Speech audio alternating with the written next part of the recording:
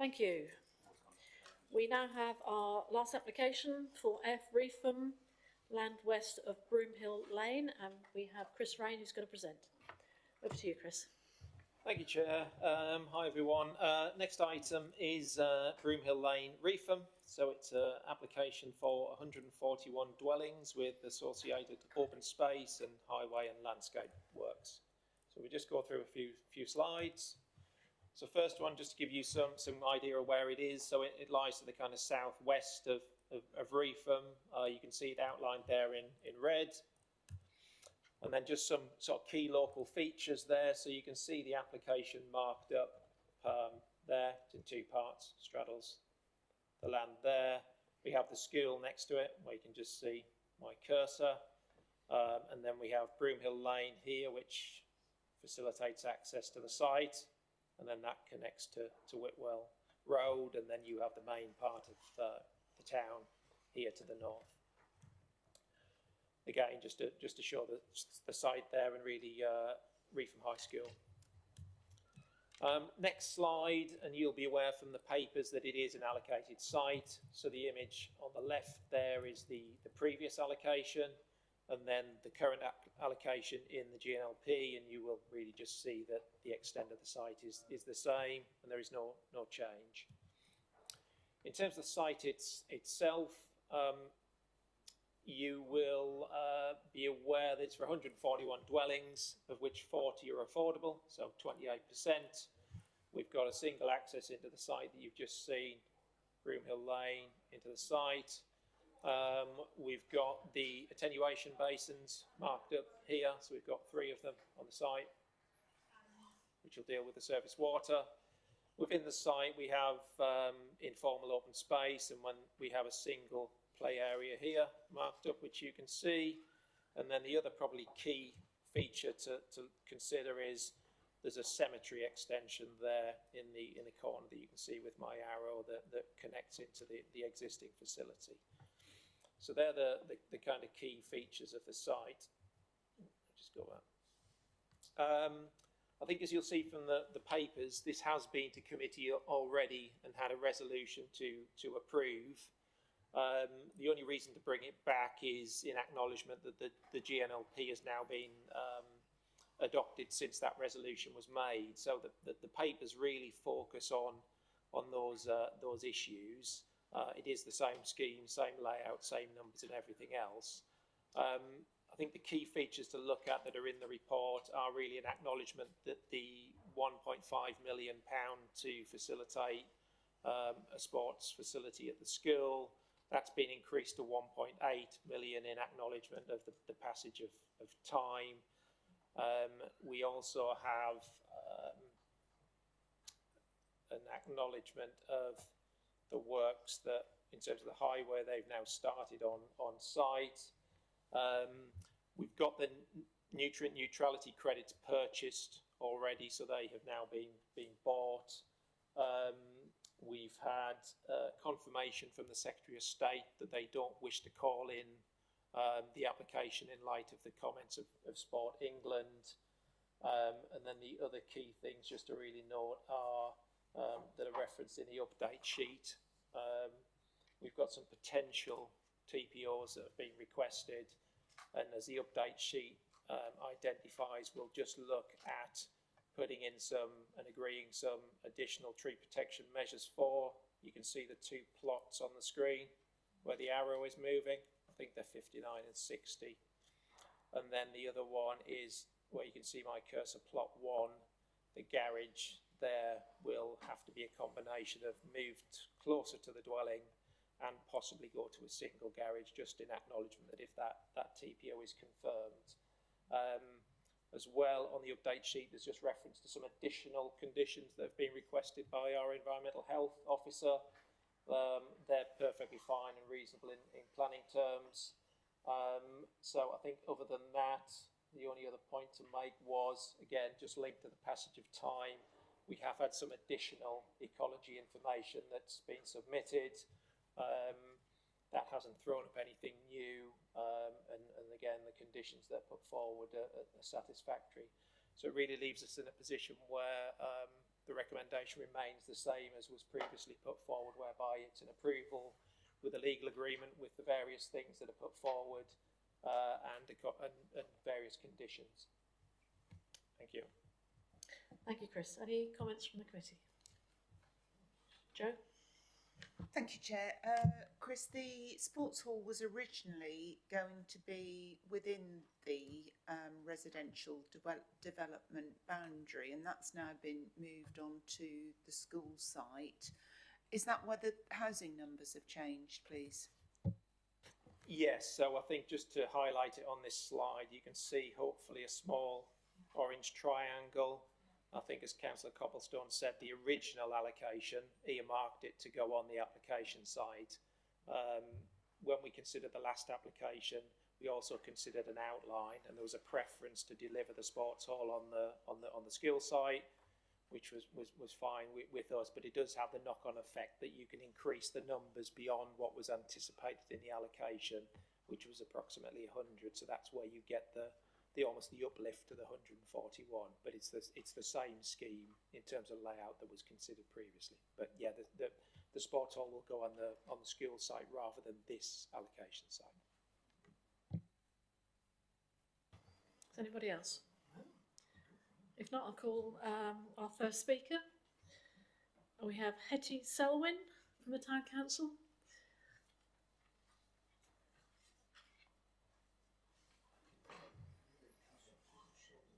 You have 5 minutes from when you start speaking. Just press the right hand button, please. Thank you. I'm one of 6 new town councillors who came to the council after this application was agreed, and we would like to ask you just to defer your decision so that we could have time to discuss it in one of our council meetings. We meet 11 times a year, and our meeting is next week, but obviously the other councillors haven't really had time to peruse and discuss this. So what I'm presenting today is really quite a personal perspective. I'm aware that, you know, not only have we not had time to discuss this at our own committee meetings, this development represents 140 houses on a town that has 1,200 houses. That's a 10% increase in our population, approximately. I don't see that the houses necessarily fit the demographic that we perhaps would prefer for our society as it changes. I think, you know, many households now have to cope with elderly residents or grown-up children, and I don't know how well those houses fit our new paradigms for how we're beginning to live. I appreciate that obviously when the developer originally submitted the scheme, you know, COVID hadn't happened and a lot of other global and national and local politics hadn't changed. This scheme has been brought back to committee because of the GNLP, which obviously has taken a long time to discuss and decide and determine elements of policy, which I would really hope, you know, you can bring and strengthen the teeth of what's presented in developments now. I would just like to ask whether the sports hall is then in the domain of the school, or whether it is a commercial enterprise that is maintained and run by something else. And I would also request that the developers really develop a lot more dialogue with our own local council, because I don't think we've necessarily been kept on board with everything. At the time when the trees were cut down quite early on, there were some small scrubby trees that obviously weren't covered by a TPO. We as councillors got a small amount of flack back. It would have been nice to have been notified in advance, and I think always it's important to communicate as early as possible. Reefham has had a lot of intrusion through the cabling routes, and our traffic systems have been massively impacted. So for this to go ahead on a small back road into Reefham with 2 schools on it, we really need to be completely au fait with exactly when development is going to be happening and how we can mitigate those effects. You know, it was not so long ago, and while I was councillor, that we refused or recommended for refusal a caravan site development just further down this road. That was tiny in comparison, and I completely concur that you have, gone through this process a lot already, but I think I've covered as much ground as I need to. Thank you. Thank you. Can I ask, did the developers come to the parish council when this first came up? I was not a councillor.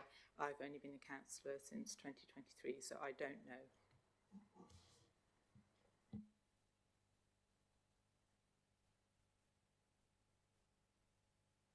You may return to your seat. Thank you very much.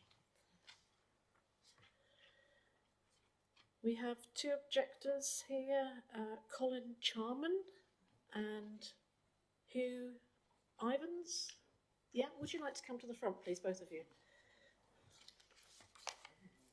We have another written submission which Ben will read after these gentlemen have spoken.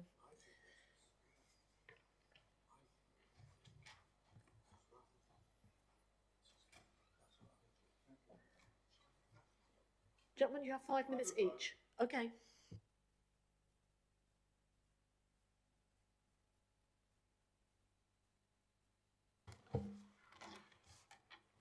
Good afternoon. My name is Hugh Ivins.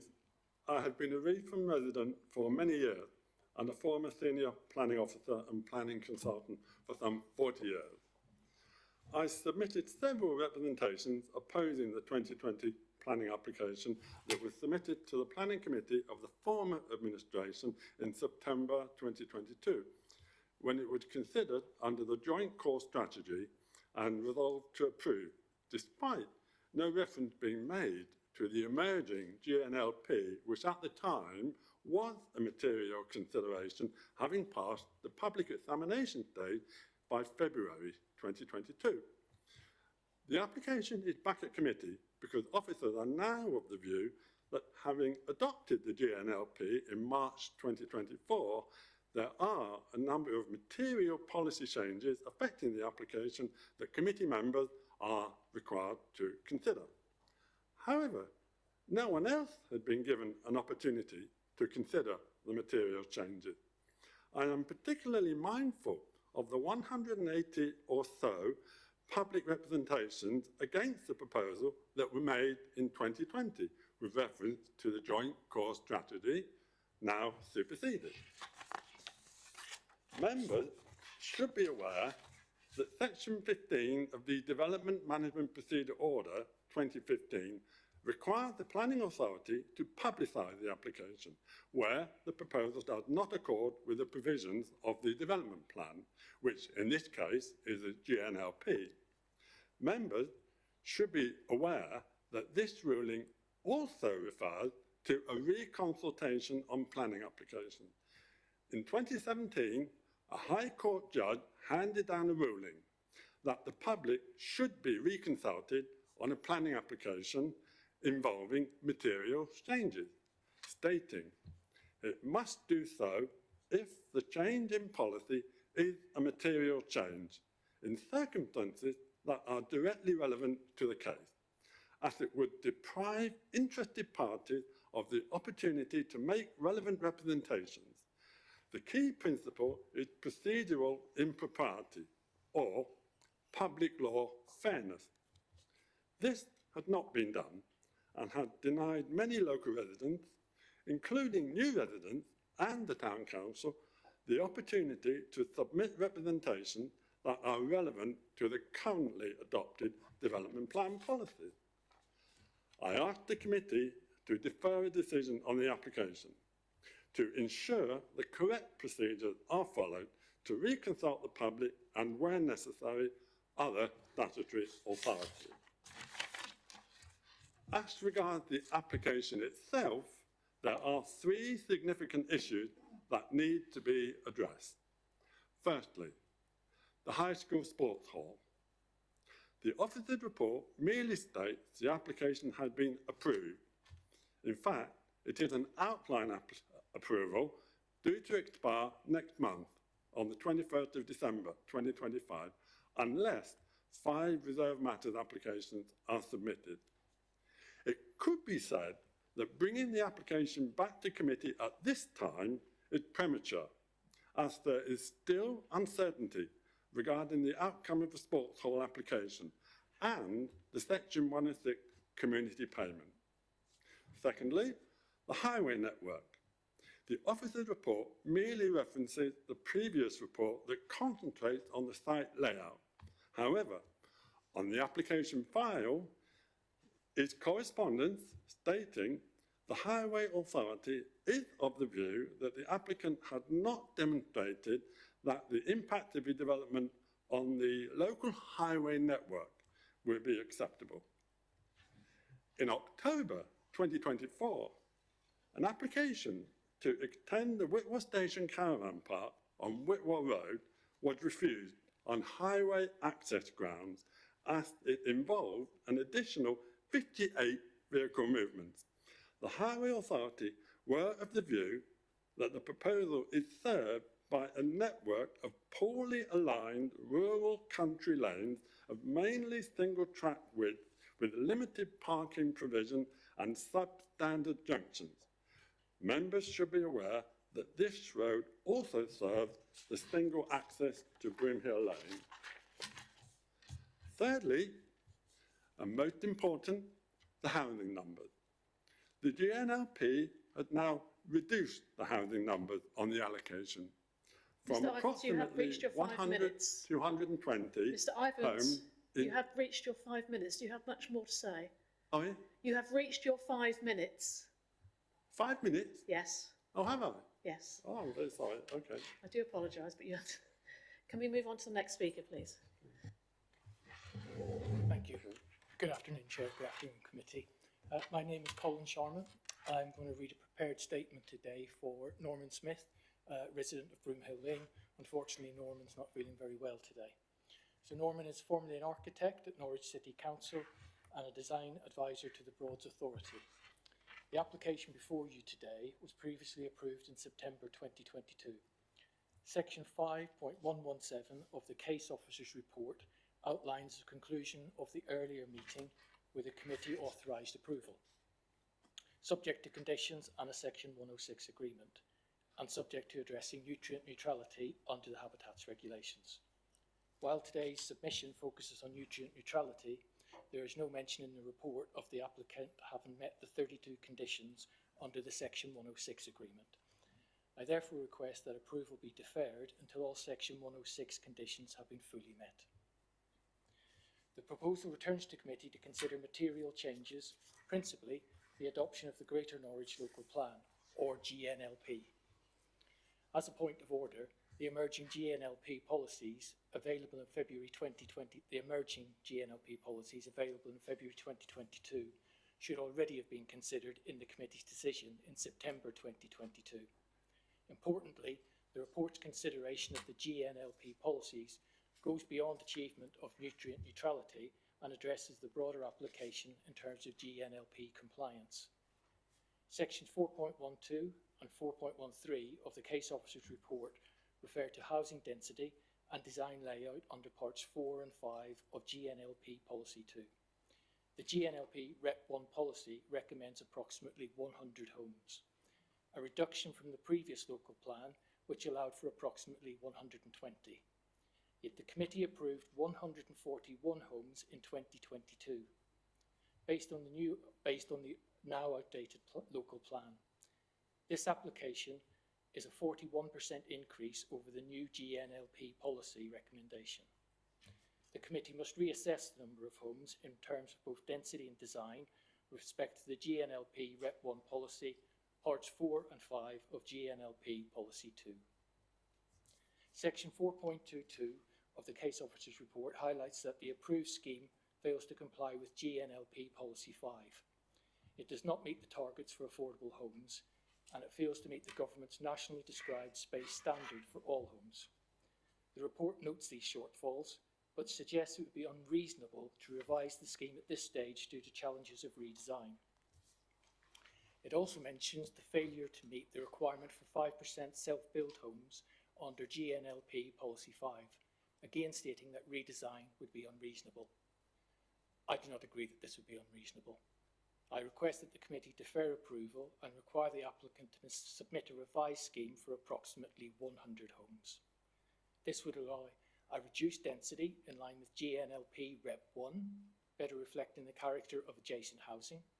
A more amenable, sympathetically spaced design appropriate to the rural setting, in line with GNLP Policy 2, Parts 4 and 5.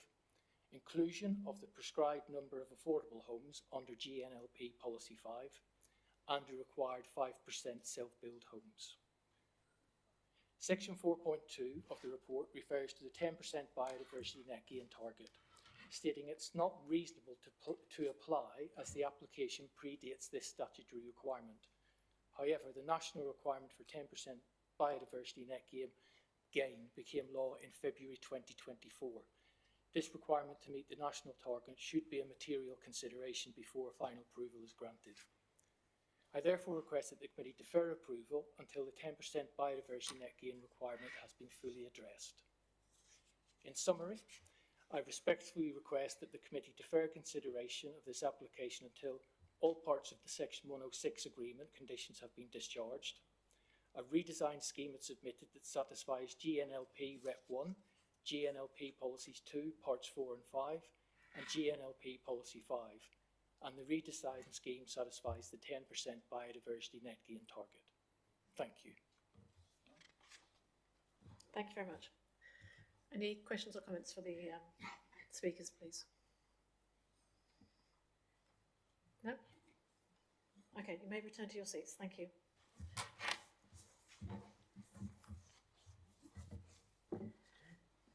We now have a submission from a lady who couldn't be with us today, so Ben is going to read that out.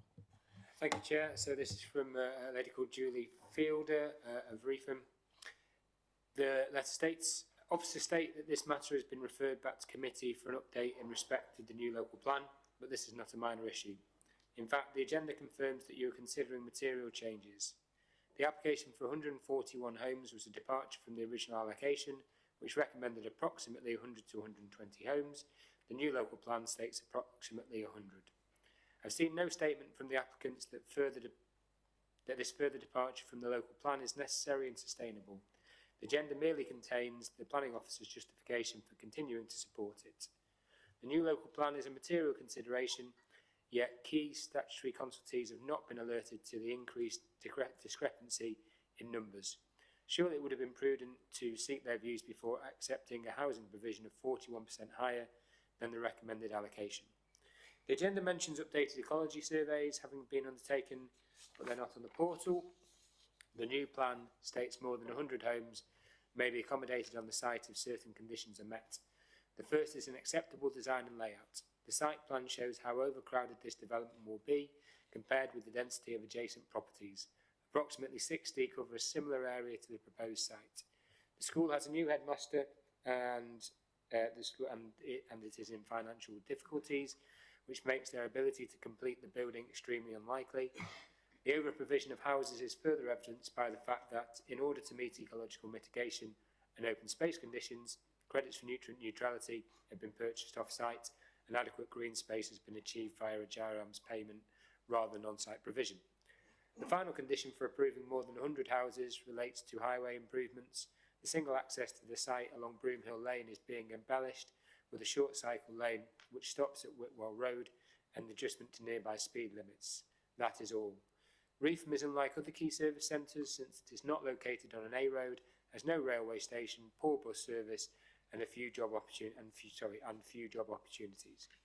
The biggest road out of town is a B road, which is signposted as unsuitable for long vehicles. Traffic heading south from the development towards the Norwich-Fakenham Road has no travel along Nowhere Lane, a 3-mile twisty narrow hedge-lined C road. Other than the localised speed restrictions, no other off-site improvements to the highway network are proposed, yet 141 houses will likely bring an extra 282 cars, with all the associated deliveries, visitors and service vehicles. The new local plan does not require a sports hall, and one wonders why the developers are still providing funding for the initial work. Permission is outline only, expires next month, and there have been many changes since it was granted. Despite these and other changes, there is no revised viability study to confirm whether developers can provide the level of affordable housing they propose. The new local plan enables you to reconsider whether 141 houses on 7.7 hectares of green space with poor access is really the best option for Reefham. Thank you, Chair. Thank you, Ben. Okay, well, we have the agent, Graham Robinson Hodges. If you'd like to come to the front, please.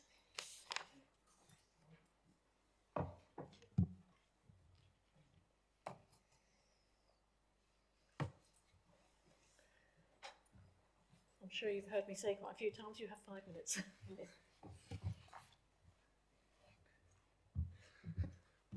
Thank you, Chairman, and members of the Planning Committee for the opportunity to speak to you today. I speak on behalf of the applicant, Lovell. Members will recall that on the 7th of September 2022, this committee resolved to grant planning permission for the scheme, subject to completion of a Section 106 agreement.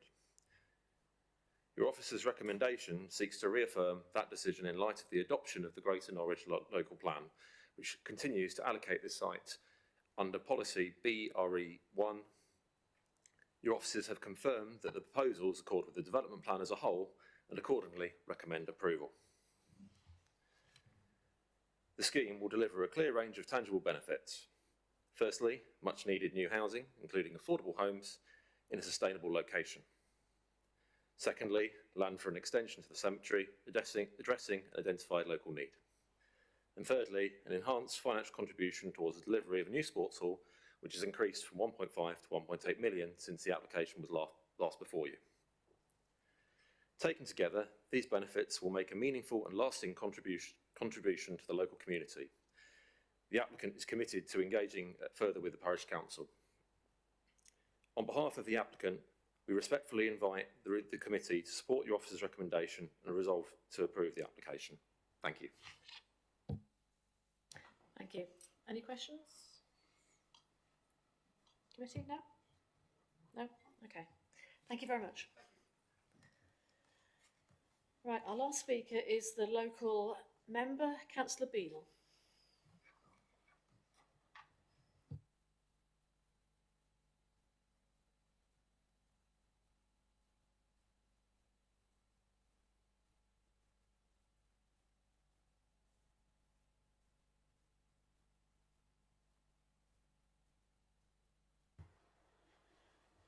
Thank you, Chair.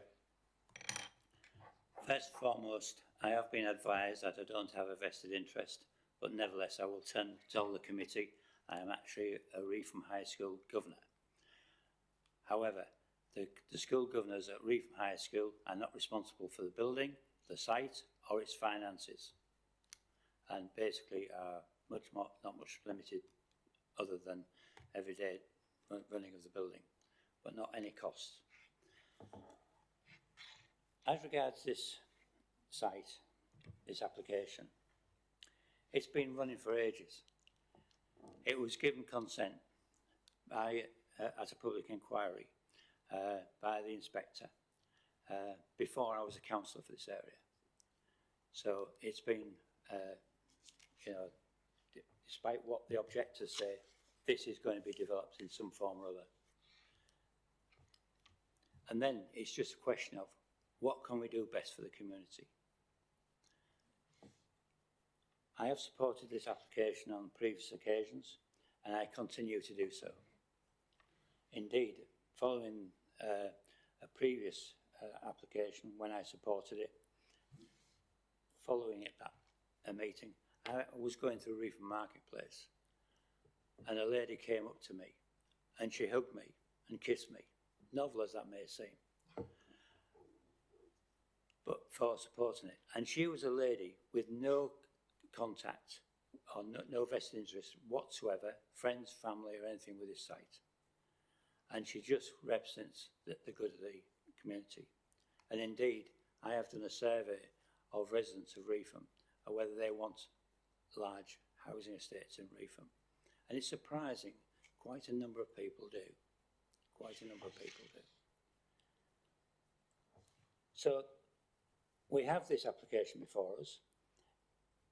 It's just a change of rules and regulations as to what has happened before. We need to get on with this. Inflation is running away, and I think the longer we leave this undetermined, then the more likely it is that we don't get all the benefits for the community, which include a major contribution to the sports hall, on-site play areas, 28% affordable homes. I'll just say that again, 28%. Bearing in mind your earlier discussion this afternoon. Road improvements, all the way down Broomhill Lane. In fact, it's going to be a complete rebuild. And there's going to be road improvements down Whitwell Road.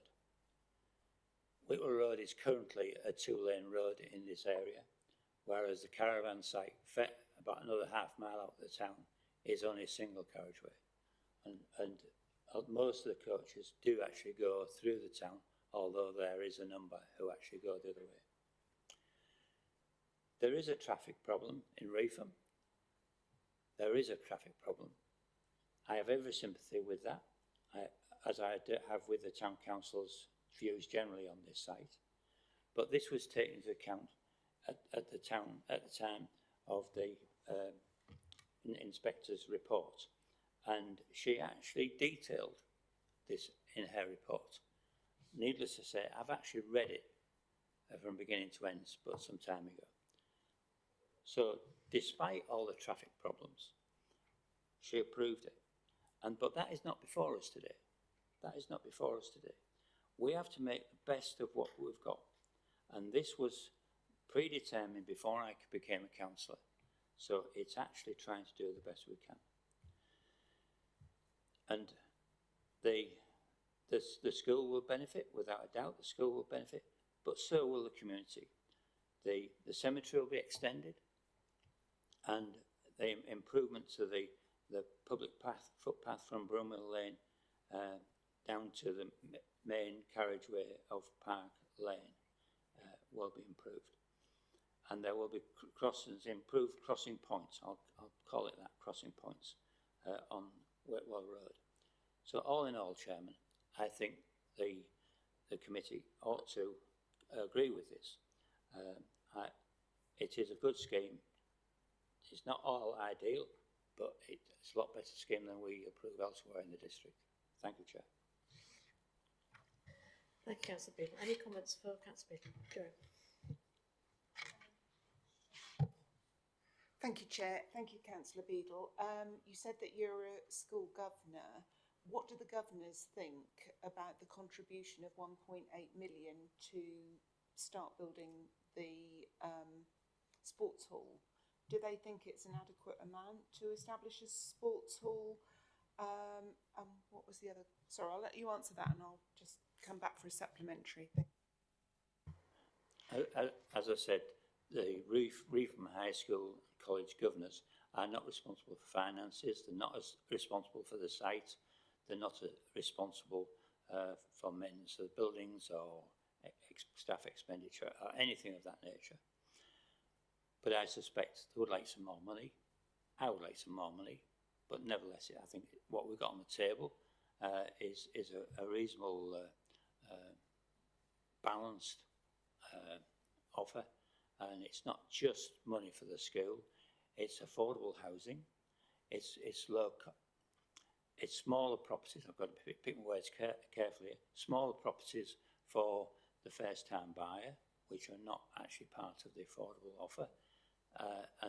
And there are people in Reefham who want this, They don't stand on the barricades and say, we want it, we want it, we want it. One of the objectives, which has just spoken this evening, or this afternoon, it's nearly evening now, is a former retired senior planning officer in a local authority, and he knows that this site will actually be developed in one form or another sooner or later, and this is a good offer, Chair. Joe, do you have another question? Yes, I was just going to ask Councillor Beadle more about the site, if I may. Probably should have asked the officer. Does this link with the footpath? There is an unmetalled council road which goes, where are we? Let's get our bearings right. So where it says there it was gone. Where it says affordable 23, there is it's on metal road going from east to west, or right to left there.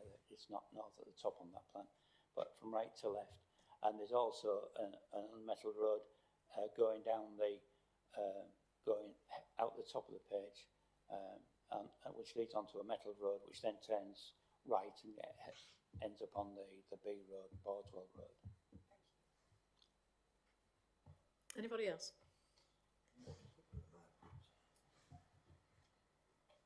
Can I ask Councillor Beadle to return to his seat then? Thank you, Chair. Yeah, thank you.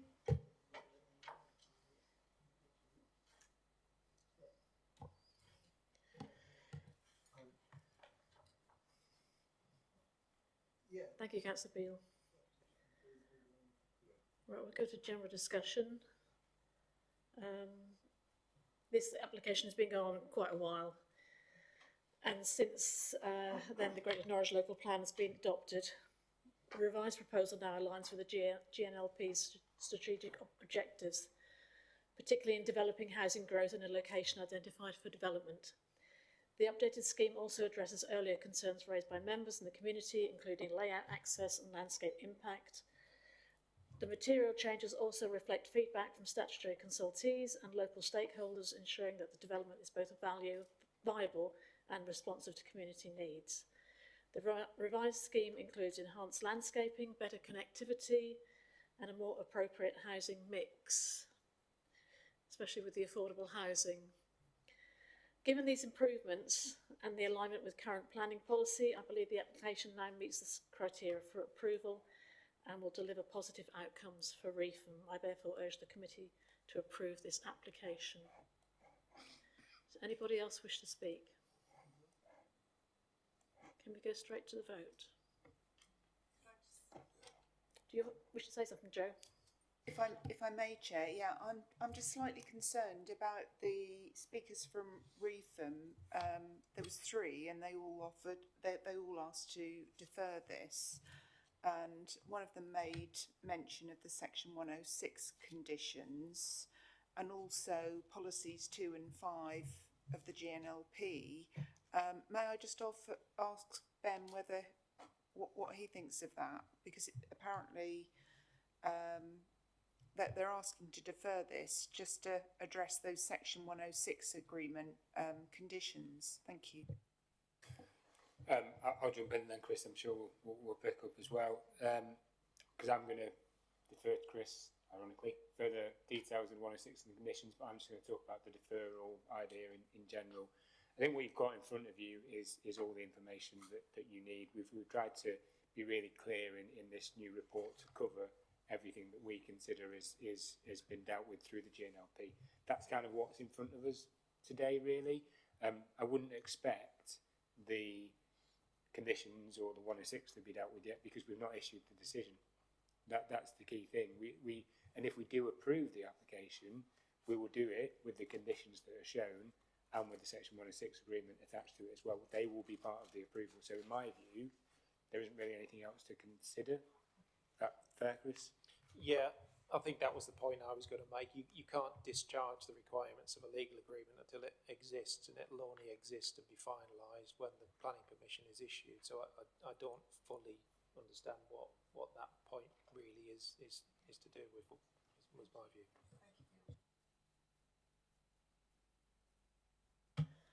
Okay, can we go straight to the vote? All those in favour of the officer's recommendation to approve with conditions under Section 106? Those in favour? Thank you, that's unanimous.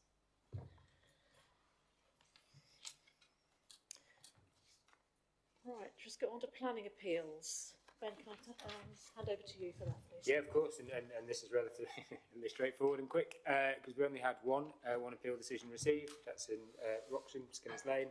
That was a delegated decision, and the appeal was dismissed for a single-storey rear extension. So, committee didn't see it, but positive that our decision was upheld, and that's it. Thank you.